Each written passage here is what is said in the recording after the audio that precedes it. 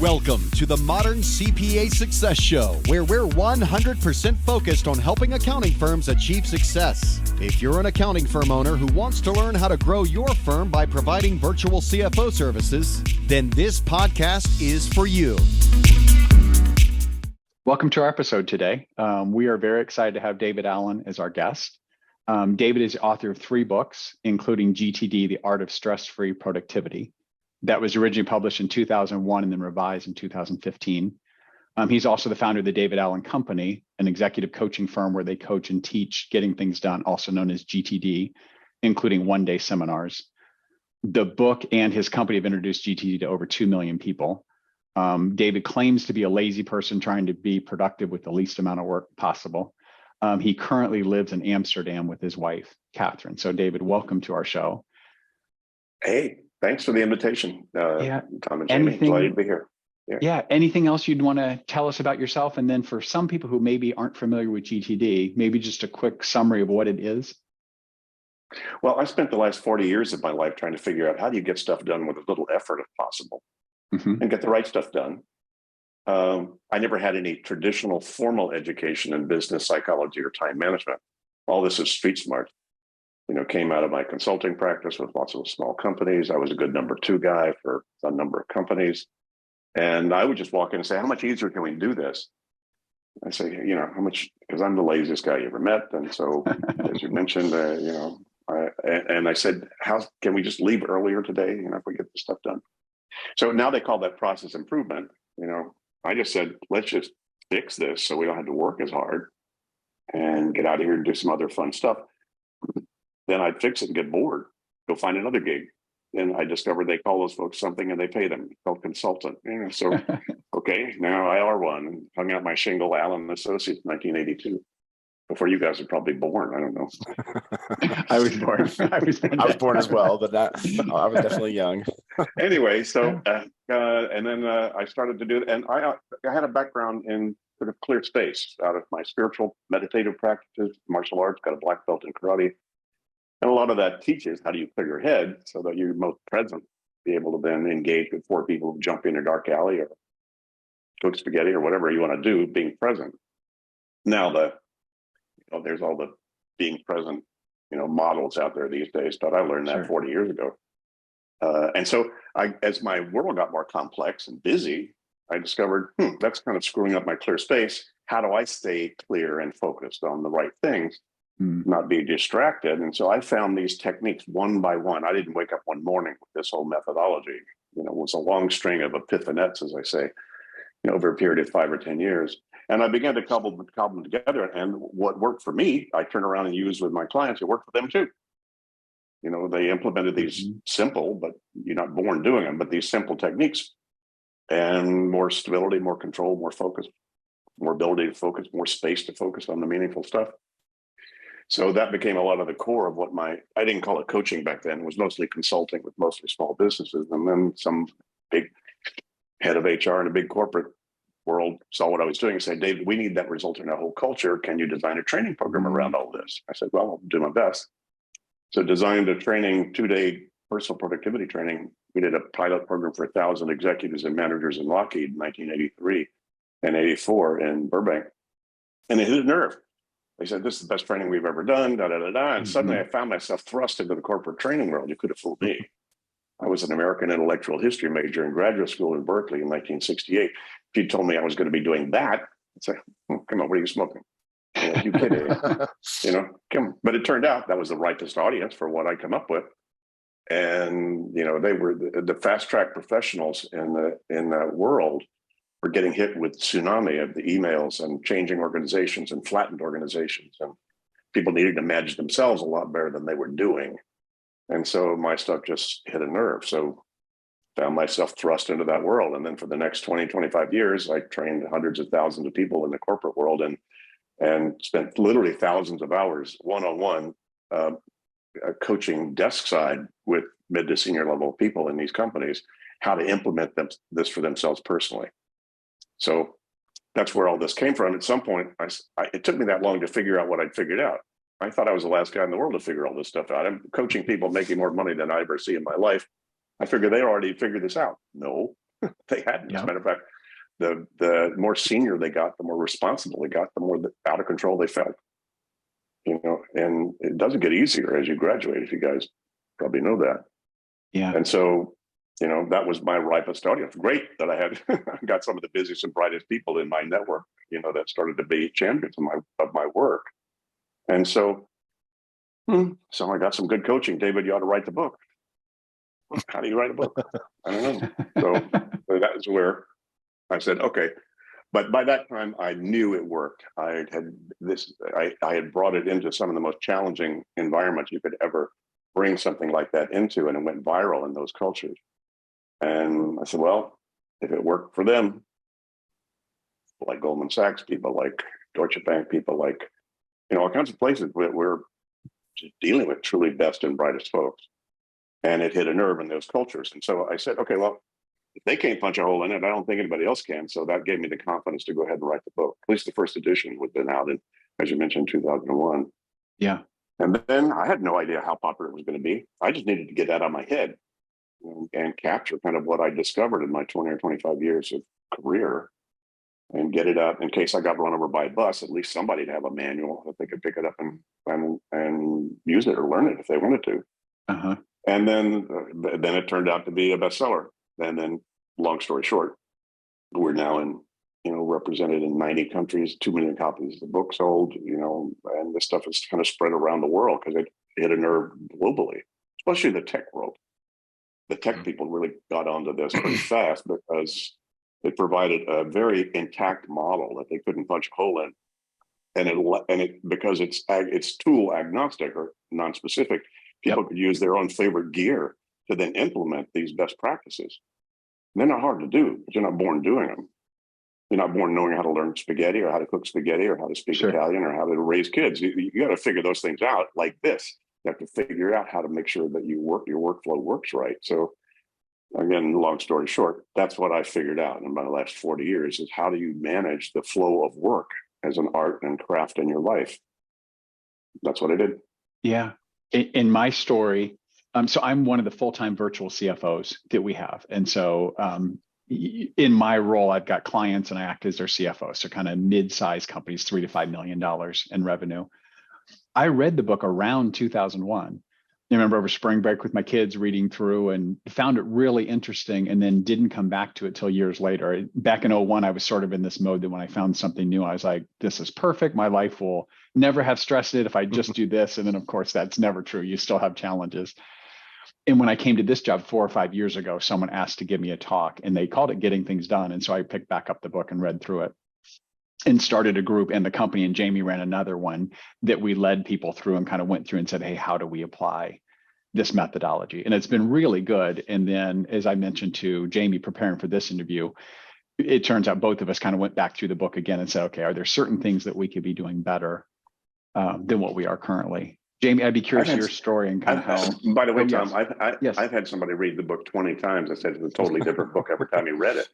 I'm not surprised. Yes, I've reread chapters and this one. Yes, I coached the head of the World Bank, a few years ago, and he said he'd been the head of Dartmouth College and he'd been the head of the World Health Organization, and he said every time he changed careers, he had to go reread the book because he had to sort of recalibrate and re-gear to whatever the next set of challenges and opportunities and stresses that he was going to be having to deal with. Yeah, that's exactly that's exactly my story. So I read GTD the first time when I was working for one organization. So I was working for an organization as a director of accounting and kind of oversaw the whole accounting department. But again, it was a different type of organization because it was one company with one set of needs and everything like that. And so I read it at that time and really fell in love with it and became part of the cult, as you know, and our listeners hopefully know, is that if you search GTD, you can find it anywhere. You can find it in Reddit, you can find it on YouTube. Any tool out there that is used for organization has a write-up on how to use their tool for GTD. So OneNote, Trello, any tool out there has like a using Trello with GTD. And so I am part of that cult and part of the Reddits and all that group, and have always been a big fan of GTD. And then again, when I moved to Summit, I originally was a CFO like Tom. And so I'm like, okay, now I have 12 different clients and my work environment has completely changed. So I better read the book again. And then moved into into a director role, which I'm now the director of accounting. So I kind of oversee the department and want my CFOs and my accountants to have a similar methodology that they use. And so read it again. And so, you know, my daughter has the Harry Potter book, and you look at it and you're like, I don't even want to touch that thing. It's so gross. It has like food all over it. It's like she's read it 1,000 times. And the only book I have that's even close to that is my GTD book, because I've read it so many times and it has writing in it and all that. And so I'm definitely a huge fan, and my story with GTD has been a long one. But for this podcast, I would love to, you know, I don't want to talk about the basics. I know there's a lot out there about the basics of GTD, and hopefully someone listening to this podcast has either read the book or watched a video to kind of get the basics. I want to kind of really gear it towards our listeners, which are client-facing organizations. So really the challenge with client-facing organizations similar to us is a lot of meetings. You know, our team is in meetings from 8 a.m. till 5 p.m. And so a lot of times they're back to back to back, and there's very little time to do anything other than those meetings. And so their day is pretty cramped. And I think that is both true for CPA firms as well as small businesses, especially service-based businesses. And then I think the other two factors that really pull in is they're pulled in a lot of directions. Like I mentioned, our CFOs might have 15 clients. So there's a lot of different people reaching out to them and really needing their time and needing what they do. And then I think the last part that makes it a little bit challenging is if you have 15 clients, every client has a different tool they want to use. You know, one client wants to use Asana, one wants to use Teams, one wants to use Slack. And so there's really a ton of inboxes when you're a service-based organization is what I found. So I'd love kind of to hear your thoughts on how a service-based organization or someone working in a service-based organization would go about implementing GTD and what specific things they need to think about that might be a little bit different than the basis model. Well, nothing you mentioned is actually unique to the service industry. You know, come on, wall-to-wall meetings. Who's setting those meetings, by the way, and who's agreeing to them? Yeah, so a lot of times it's the recurring meetings that we have with our clients, or that our clients have with their customers, where you know it's set by us, and so it's set by the employees, the people that are serving the client. If you don't give yourself time after your meetings to process what happened at that meeting, you're going to eat it on the weekend. Yep. If you eat it at all, if not, you're going to regurgitate at the end of the week. You know, for sure. So that's a good point. You know, so come on, who's managing your schedule? So we know that it takes at least an hour a day to process what happens that day, just to clarify it and organize it appropriately, so it's not backed up on you. You know, like bad plumbing. And sometimes it just backs up, but that's where the weekly review comes in. You better be spending at least 2 hours at the end of your week to bring up the rear guard and catch up with all that stuff. So, you know, deep, you know, heavy client-based, you know, work that you do, you've got to process those meetings sooner than later. You go longer than 7 days, that's like trying to find a needle in a haystack to go back and recreate what happened in that meeting 10 days ago.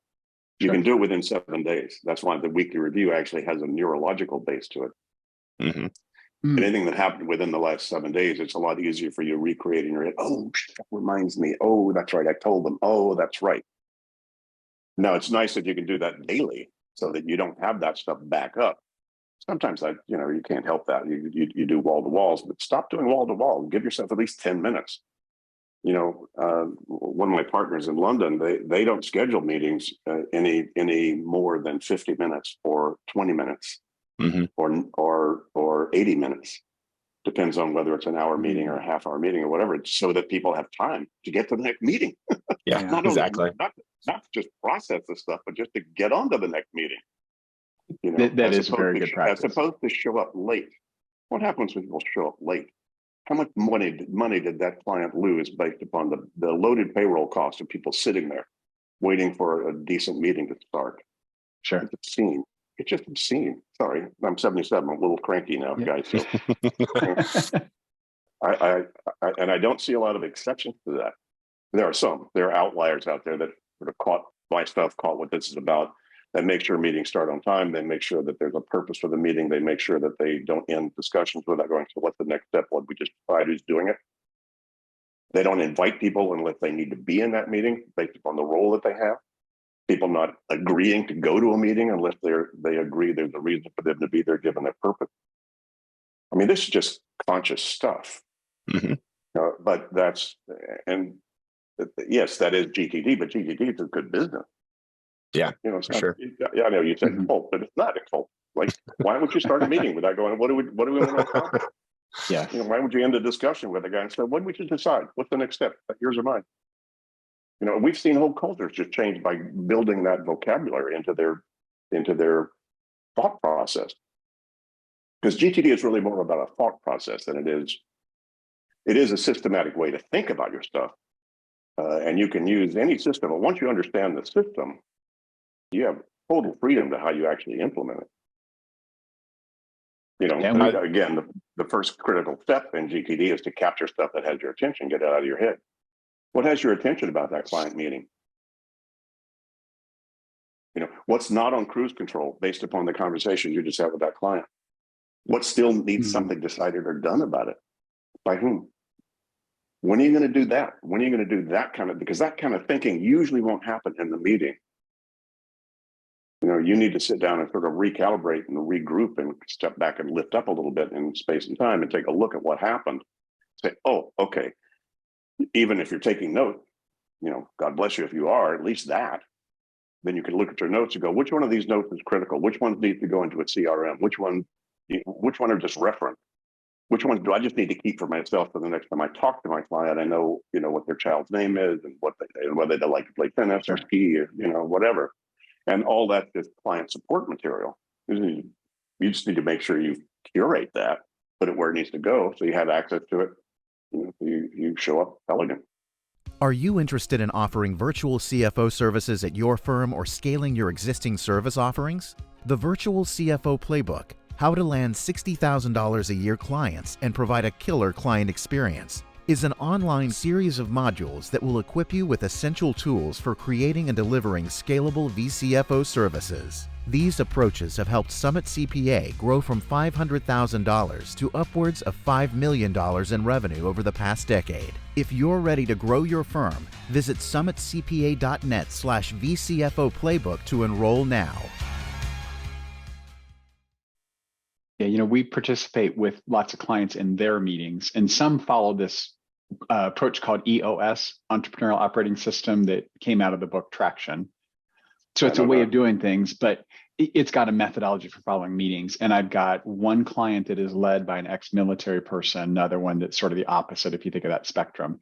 What a dramatic difference. But one of the things is they capture to-dos and what the date is. And the beginning of the next meeting is just done or not done. Did you get done what you were going to say, what you said you would?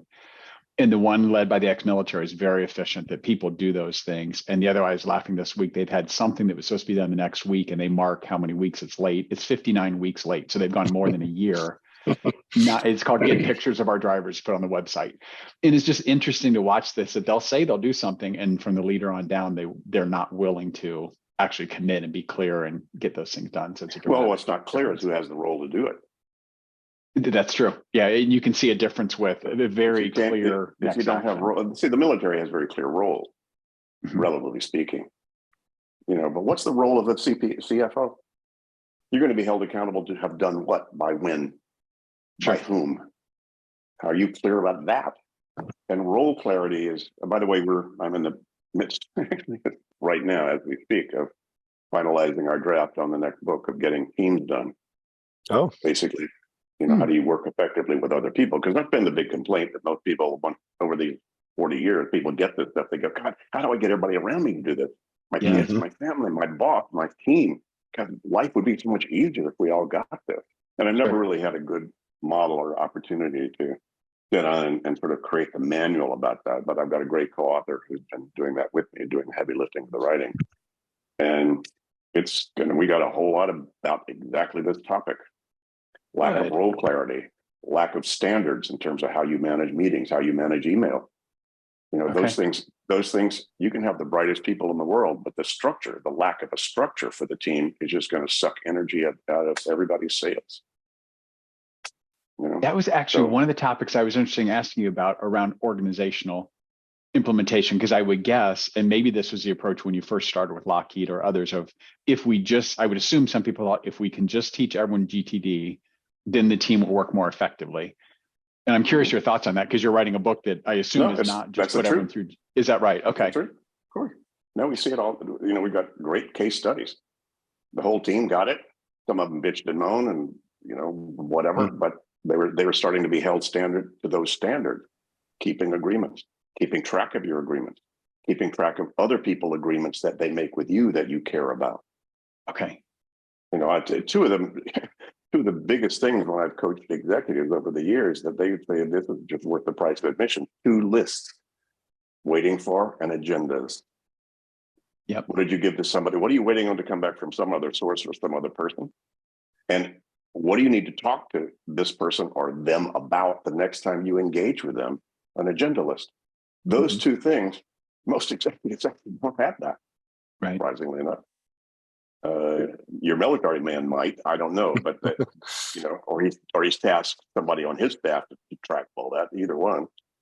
But you know, those, and again, it's not rocket science unless you're building rockets. It's funny, I was doing a program for JPL, you know, in Pasadena many years ago, and I said, you know, just off the hand, hey, this ain't rocket science. They go, yes, it is. Well, and I will say, when I looked at the gaps in my own implementation, it was the waiting for list was by far the biggest one. And it was usually, as you can imagine, the next week when I'm about to meet with the client, I glance through what we talked about last time. It's, oh, yes, I did ask the banker a question. They never got back to me. And so now what I'm telling the client is I followed up, but it was, you know, 2 minutes before this meeting. Yeah, you're waiting till it blows up instead of when it ought to be navigated in a proactive way that doesn't have that stress and pressure on it. Hey, by the way, how are we doing about these things? You said you were going to need any help on that? Do we need to renegotiate that agreement? How are we doing? Right. Yeah. And you gave a tip in the book around emails that I'm now using, which is when I send an email, I can put it also in a folder called waiting for. And so the email just goes in there, and then you glance at that folder and you can quickly look through and say, okay, here are these 6 things that I sent out. And that reminds me to do things, but one that I just hadn't quite figured out a simple way to try. I still do it. I just BCC myself by automatic on any email I send. Then when it flips back in, then I can move it to a waiting for folder or reference the client or whatever. Mm-hmm.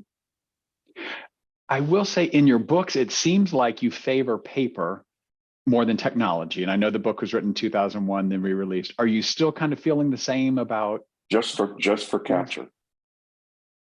Okay. Can you say a little bit more about that? So for capture, you prefer paper over using technology. Okay.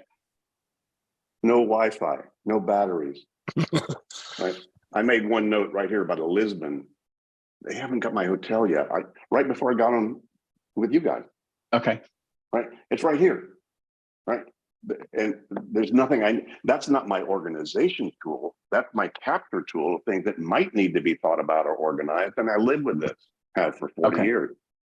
Right. So it goes to me wherever I go. Yeah. Because it's got all my plastic, and it's got a great notepad, and it's got a great pen. Because your best ideas are not going to happen. Especially the more mature you get. It's not senility, it is sophistication. The more mature you get, the more your good ideas are not going to happen where that idea is going to be implemented. Okay. You'll be buying bread at the store thinking it's something to bring up with that next client. You'll be with that next client remembering you need bread. Right. So sure. One of the most inefficient things people can do is try to keep stuff in their head. Your head is just a crappy office. Yeah. It did not evolve to remember, remind, prioritize, and manage relationships between more than 4 things. That's cognitive science proven now. You're trying to keep more than 4 things in your head, subliminally or otherwise. You can only have one at a time consciously, but a whole lot of spinning in there, those hamsters spinning on those wheels in there. Oh, I need cat food. I need to talk to that client. Oh yeah, did we have that? Did they get the hotel for it? Yada, yada, yada. As soon as you have more than 4 of those things that are still in your head, you're not going to take a test as well. You're not going to be as present with your client that you want to just be there for and with them, as opposed to having your mind go 43 other places while you're trying to talk to the client. That's one of the worst things a salesperson could do, is not be present when they're face to face with the client. Sure. Right? Yeah, definitely. And I like that. And then obviously the reason it works for you is because you trust that you will get back to that piece of paper and figure out what you really have to do, right? Yeah, absolutely. That's the important part. That's not going to stay there very long. You know, this is going to be, as I will do it right now, this is going to be, because I got to the bottom of that page, torn off and thrown into my physical in tray. That physical in tray, I got a bunch of mail I had this afternoon. That probably going to be empty tonight, or at least by tomorrow morning. Okay. getting my capture place. So capture, for the most part, for me anyway, is paper-based because it's just easier. It's ubiquitous. It's always available to you. It's easy to do. You don't have to click anything. The more clicks you have to do to try to capture something, you won't do it, especially if you're an ADD or ADHD person. Okay. You won't have the patience to do it. Now, digital capture is okay as long as as long as it's not a black hole where that stuff is going in there and you never do anything with it. Right. So that's the problem, is it's not in your face. See, my physical stuff is in my face. So that's why I like paper for that. And I use the paper-based planner. Probably no better tool to see the totality and gestalt of your life than a paper-based planner, where you could pull all of my appropriate lists as well as project support material, as well as client support data. You could put all that in one physical thing in your face that you could have it easy to access into and easy to access out of as you need it, as opposed to click, where is that? Oh my God. I don't care how many screens you got on your desk. You can't, even if you have 3, high-tech screens on your desk with your computer, you're not going to be able to see anything as well as I could see in my paper-based planner. Now, there's good and bad news to both of those. So I've moved to digital in terms of most of my organization and reminders, simply because of the value of clicking, connecting, and and all that good stuff you can do in your digital world with tracking that stuff. But there's no better or worse. I know a bunch of tech people that have gone back to paper simply because of that reason. It's more ubiquitous, it's more available, it's more in their face, easier for them to actually manage their thinking about that and capture their thinking about that and access it when they need it. Yeah, I definitely go back and forth all the time. I think I've used paper, I've used OneNote for the capture, and have had success with both for long periods of time and then switch back. So I'm definitely always thinking through that. I'd like to kind of jump back to the organization implementation, because it sounds like, I can't wait for that book to come out, because it's something that I've tried at almost every organization I've been at. But I'm curious how you deal with the detractors, the people that come into the meetings and are like, I'm the most organized person in the world, Jamie. I don't need any new system. So how do you deal with those people that feel like they already have it figured out, but then you find later on that they don't? Just don't. Well, when you find out that they don't, fire them.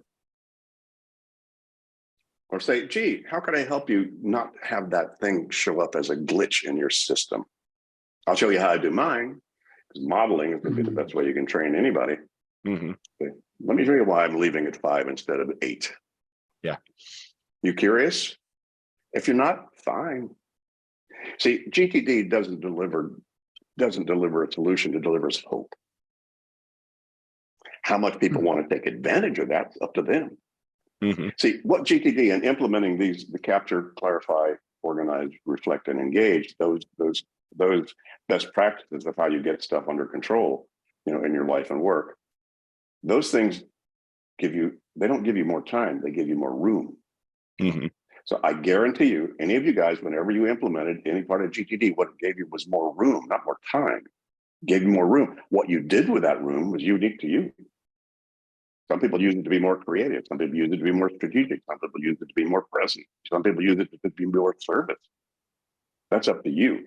So we don't tell people, and this methodology doesn't tell you what you should fill your space with. Well, it reminds you that you probably ought to look at your different horizons of commitments to what you're doing in your life and what's important to you. That may mean you want to use your space to learn to paint, like Howard Stern did.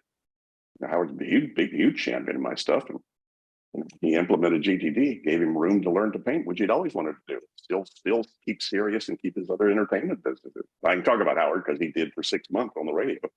Yeah. about GTD. So it creates room. So if those people don't need any more room. They're not in enough pain. By the way, if they're in their 20s, forget it. Only when they have kids.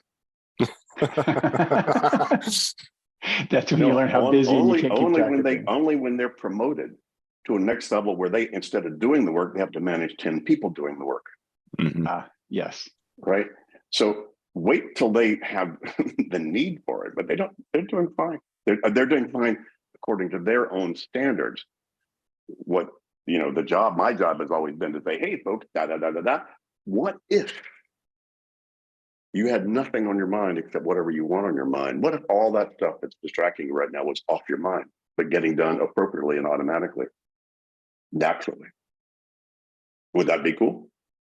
So, I spent 40 years trying to figure out how to sell this, guys, and I'm still not that good at it. Sure. Well, I think the interesting thing is so what we do at Summit is part of our onboarding is Tom and I created, I don't know, probably an hour and 15-minute training where we walk through how both of us use GTD. And so that's part of when someone starts at Summit, that's one of the first videos they watch is us walking through how we use it. And I think what we find is exactly what you said. A lot of people, so that's a really cool idea, don't implement it.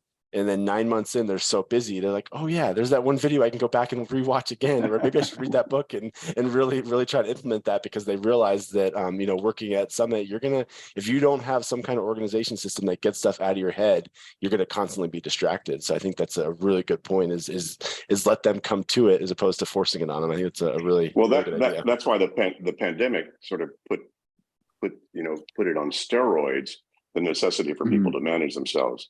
I mean, come on, consultants and salespeople, and we're always living in a hybrid world. There's not new normal for them. This is just normal. Matter of fact, they're suspect if they're in the office because they're not working with a client or doing sales, right? So consultants and salespeople, the pandemic created no different for them. They just work wherever they could do work.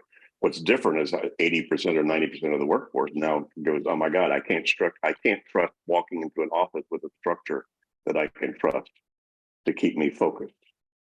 Now I have to focus myself. Interesting. Right? Yes.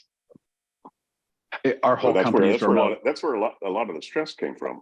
Yeah. How do I keep my cat from showing up behind me in my Zoom video, or my kids from stealing my bandwidth because they're stealing cars on a virtual game, in the next room.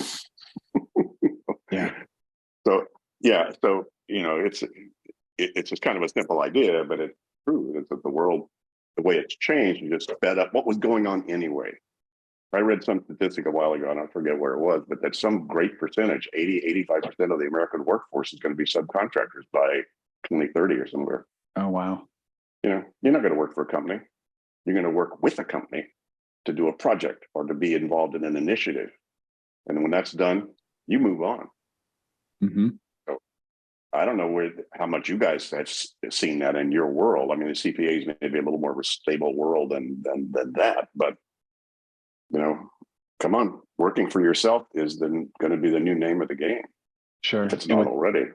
With many of our clients, using sort of short-term contractors is going up a lot, and companies like Upwork, where you can say it's just here's this sort of task, and the gig economy has people grab those kind of things quickly. So yes, I think that need to balance all those things versus a company saying, I'll spoon feed you what needs to be done. Yeah, is changing. And exactly our business model too. Bosses can't look to see if they're at their desk. Yeah. Yes. Right. And so bosses are in as much stress as anybody else because, oh my God, how can I make sure my people are doing? Well, how about you clarify what outcome you're hired them to do?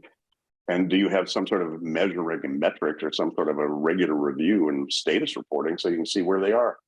I agree completely. I was at a conference recently with the AICPA, so the American Institute of CPAs, and they talked about a study, and I'll get this number approximately right. About 80% of bosses said they don't feel comfortable that they know that their employees are being productive. And the panel answer around that was, we need to get people back in the office. And I'm sitting there thinking, the problem is you don't trust that your employees are getting done. And to your point, David, you haven't been clear on what you need. You haven't been measuring it. That's the problem. What does done mean?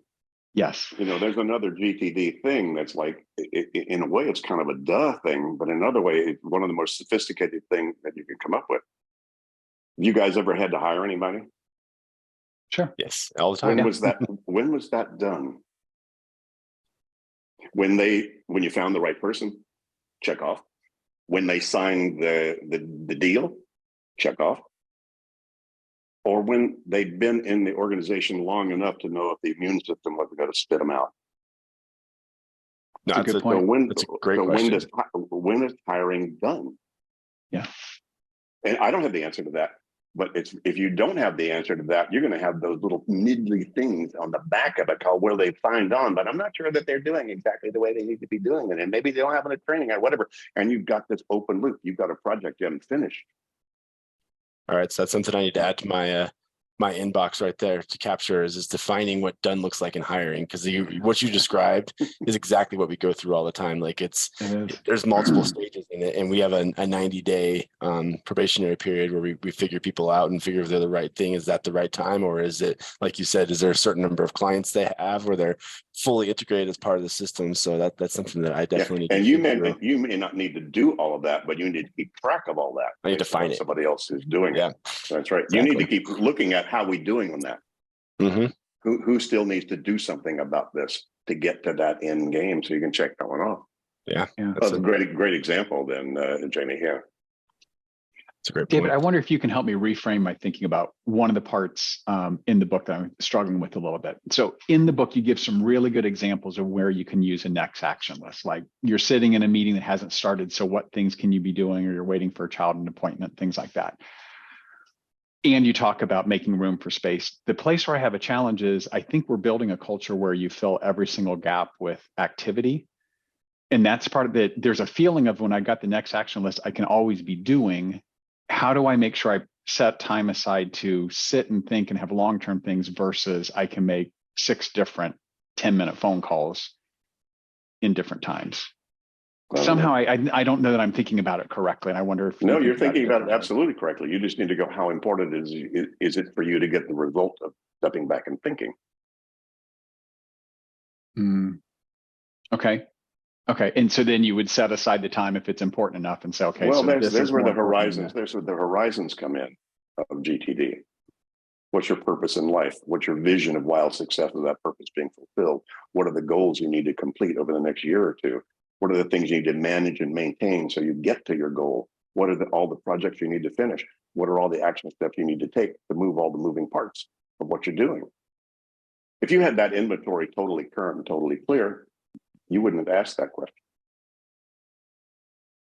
Okay. I could see that. That does make sense. You're right. And so as I think of the implementation, I guess I'm thinking much more in the short term, what do I have to get done now? And you're saying there's a longer horizon. There's nothing wrong with that. Sometimes doing that stuff triggers, bigger things to think about. So you're always doing, by the way, you can't stop. You're talking to me right now. Sure. If you decide to do nothing, you're doing that. Yes. You can't stop. You're teleological. You're always about something. You are always about something. Okay. It's just, are you about the right thing? Maybe what you need to be about is stop thinking about anything right now and just let whatever pops into your head pop into your head, and then just deal with it if it's something cool shows up. Late night thinking is where I often do that. Get a glass of wine, whatever, everybody's to bed, the dogs have been peed and pooped, and I'm sitting there by myself, kind of turn the lights down low and do nothing but pull out my little notepad or whatever might show up. Sometimes nothing, sometimes some of the coolest stuff. Okay, that's really helpful. I appreciate that. I don't do that every night. It's just whenever I need the ability to be able to do that and the knowledge to do that when I feel like it. Well, I think that's a great concept of you're always doing. Like, I think that's a really good thing that I think we need to add into our trainings, Tom, is to let people know, like, you are always doing, whether you're always visioning. Yeah. By the way, you're always visioning. You guys are visioning talking to me. You're visioning what you're going to do with this once you stop talking to me. Yep. You have a vision of getting out of the room. You have a vision of being dressed. You have a vision of having dinner. We can't stop being about things. So when people say, I don't want to set a vision. Oh, come on, that is your vision. Yeah. Yeah. Right. I like both of those points. And you're right. It's what you're choosing to do at the time because you're going to be doing things. So one thing every time, we're writing a whole chapter about the elegance of saying no. And, that's one of the biggest challenges most teams have. Individuals had it to begin with, but if you get GTD, it's a lot easier to say no because you know what your project list is and you know what your bandwidth is. And once you have enough maturity for this, it's easier for you to go, nah, that's a someday maybe for me, or I got some other things I need to do. Can I renegotiate, or can you have somebody else do that? So it's a lot easier to individually have those conversations about what not to take on, but teams have another challenge. When does the team need to know what it can't do because the team is already overwhelmed? See, every time an organization changes anything or anything in its external world changes, it creates new projects. Very few teams curate the old projects and say, which one should we get rid of now? Sure. So what they're doing is piling insult on injury. And teams are burning out. Yeah. For that reason. So being able to say no, being able to know what to say no to. And right now, how many things are you guys not doing talking to me right now? Oh, how many things am I not doing talking to you right now? yes. We've already said no to a gazillion things. Everybody's saying no all the time based upon whatever they choose to do. They're saying no to everything else. Right. They just hope that's a good choice. Yeah. But if you're a team, it'll be on your list and maybe not resourced and not prioritized. It just creates stress. Exactly. I think so corporate exercises. Whoever owns the team, whoever owns the purpose of the team. So you only have a team if there's a purpose. Why are we a team? What are we trying to accomplish as a team? And somebody needs to own that and be able to own the review of that on some consistent basis. And given the purpose of the team, is this new project we've either been handed or somebody said, let's take on, is that purposeful? Is that on purpose? Or maybe we need to skinny it down to the 3 things we need to do, and let's put 5 on a someday maybe list. That when we get these other things done, we can pull those up and activate them. And to me, that was one of the really things that set home for me on GTD is it's not just a working to-do list, right? Like this doesn't relate to Summit CPA. And like you said, like I'm part of many teams, right? I'm part of my family. I'm part of Summit. I'm part of a basketball team I coach. Like I'm part of several teams. And like, I don't just limit GTD to my work life. It also has to do with my personal life and with all those teams I'm part of. And so again, that's where it gets complicated is there's just so many different teams that you're interacting with and how they work together and how to make sure that all of them and you prioritize them correctly. And I think that's what I love about GTD is it's not just this is only for your work life. It's for your life, and it makes your whole life a lot more clear. Yeah. Well, Jamie might find it interesting. I implemented Holacracy, the sort of self-organizing organizational model 10 years ago. And one of the basic protocols in Holacracy is you do not make a commitment with anybody about any time commitment until you go back and look at your whole weekly review and your whole thing, because you're making a commitment not knowing all the other stuff you've got on your plate. Mm-hmm. So you better know what all the stuff is on your plate. And so we don't make commitments about time. We might say, let me get back to you about that. Here's when you'd like that, but I'll get back to you as to whether I can do it then or if we need to renegotiate a time frame. So that's a pretty mature professional discussion, but also your basketball team, they've asked you to do what? And you go, I don't know, let me see. Yep. If you haven't done a good weekly review in the last week, if you've at least done a monthly weekly review, you'll be in a better state to make a judgment call about what you can and can't commit to. But very few teams do that. No, yeah, that's great because I think that, and it's come out from a couple of different things you said, is like when you are choosing to do stuff, you're prioritizing different commitments. And so if you just say, oh yeah, I'll do that today, what are you putting to the back when you're deciding to do something today just because you're in a call and you want to be attentive and you want to be that best client service person, say I'll get that done today, but what are you putting to the back that's going to upset someone else or put someone else out of the priority? So there's all those competing priorities that when you commit to something that you're throwing to the side. So I think that makes a lot of sense. And then you also have, you guys are probably better at this than me, and just in terms of sales management, your 80-20 rule. Mm-hmm. Who's working with the easy client as opposed to the one that's really going to give them the payoff? Yeah. And how can they put the easy client a little bit more on the back burner because they're easy to negotiate and deal with, and spend some really rigorous time strategizing about how they're going to go for the low-hanging fruit and the big client. So that's again more content in terms of how they're thinking about this stuff. But again, if they don't have all of that stuff externalized in terms of what are all of my opportunities and clients, and a lot of salespeople, should and probably appropriately consider big clients a project. My project is to optimize my relationship with this client, or either get to a go or no go decision by the client. And those become projects. Again, part of the subtlety of defining what a project is. When it's done with this client. Yeah. Done is done maybe when I've just got a great relationship with them. They said no this year, but let's check them on my budget next year. We might be able to do something fabulous. And then you put that on your calendar and you get it, you tickle it. So yada, and do what you do to manage that relationship, but get that relationship on cruise control. those are projects for salespeople. Mhm. How do I get this relationship onto cruise control so I don't have any attention on this at 3 o'clock in the morning? That's an interesting idea, Dave. And the other thing I think of, and I don't think of my clients as projects, I have projects within clients, but the way you're framing it also, I think, is a much more proactive way. Because if you don't do that, then it's much more, what has the client asked me to do? I'll get all those things done. And that gets you a certain level of service. Well, you could also reframe it in the areas of focus, Horizon 2, which is areas of focus on accountability and responsibility. And you could put those clients on that, called client Sure. management could be part of that. And then you could just review that regularly to then see what projects you might need to have about any one of those. So Yeah. that works fine too. Okay. Great. One of the things that strikes me, and I'm curious if you agree that with this, you give lots of individual tips. And I've heard you say, like in one of the, I think the 2-day, maybe the 1-day conference, hey, if this is, many people say just the 2-minute rule, if you can just do that, you get a great benefit. And so you talk a lot about individual things that you could do that could help. And I don't hear you say you have to implement the entire GTD system to get benefit from it. And I really appreciate that, because I think some people can say, okay, it feels overwhelming maybe, or maybe I'll do these 1 or 2 tips, which likely has them say, that's so good, I should be exploring and seeing if there are other things. Yeah, that's the best approach. Absolutely. I agree. Okay. I'm curious, what do you think is the best way for people to stick with GTD for long term? If someone says, I follow it, are there 1 or 2 things you're like, are you doing this to tell you, okay, you actually are or you're not, or is that not really how you think about Stick it? around people doing it.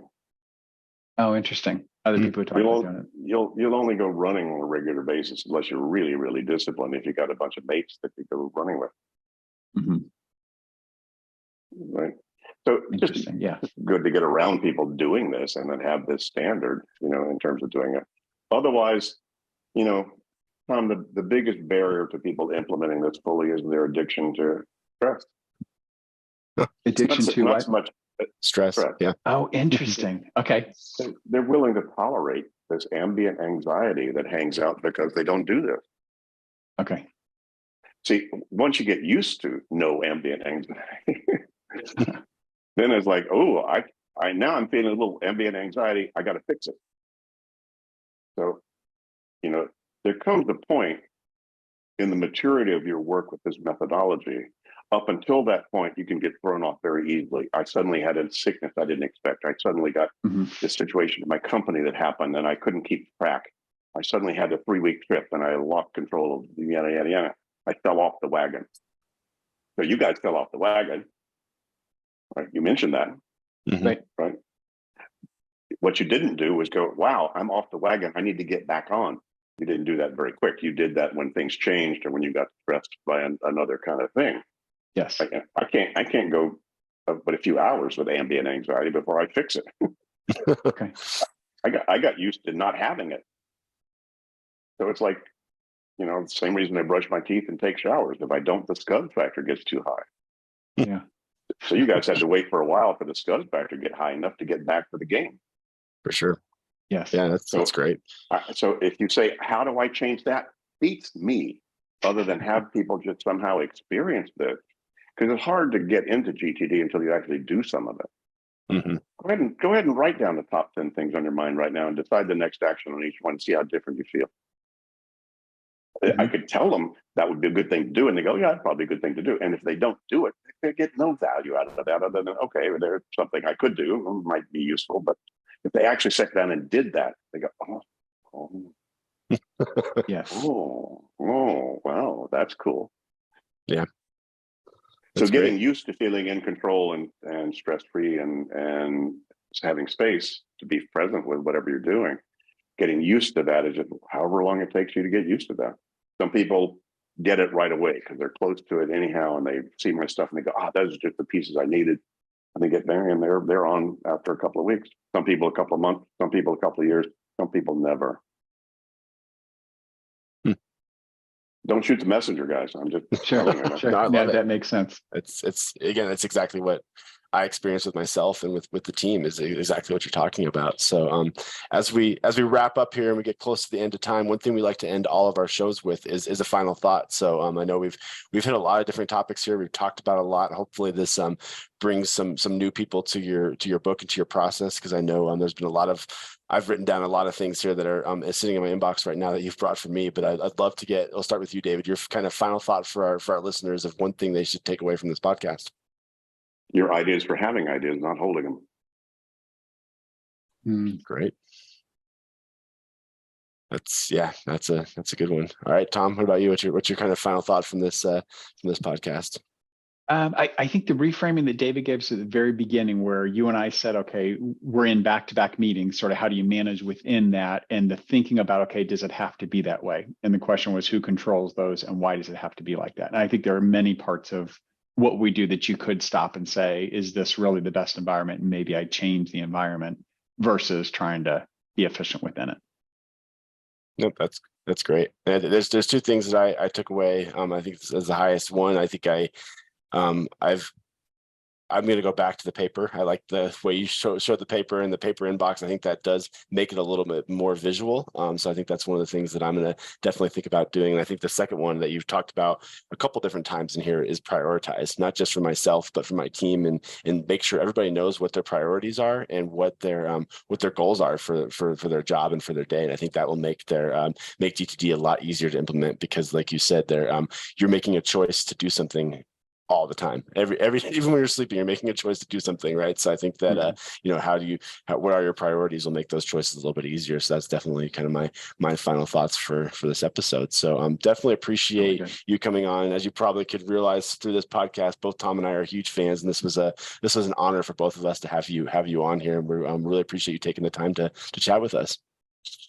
Fine, guys. This was fun. Yeah, good stuff. Yay. Great. Thank you very much. Have a great rest of your day. Yes. You too. Bye-bye. Enjoy this podcast? Visit our website at summitcpa.net to get more tips and strategies for achieving modern CPA firm success. We're here to be a resource in this ever-changing industry.